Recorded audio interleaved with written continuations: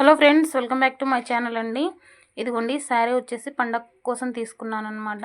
అలాగే నా మరదలు వచ్చేసి మా తమ్ముని భార్య సేమ్ డిజైన్లోనే ఈ కలర్ కాంబినేషన్లో శారీ అనేది తీసుకుందండి. దీనికి డార్క్ మెరూన్ బ్లౌజ్ వచ్చేసింది. ఈ శారీకి వచ్చేసి ఎల్లో బ్లౌజ్ వచ్చేసిందండి. దీని మీదకి జ్యువెలరీ అనేది కొంచెం డిజైన్ చేసుకోవాలనుకుంటున్నాను. కొన్ని థ్రెడ్తో అనేది చేసుకున్నాను అనమాట. బాగా అనిపించింది.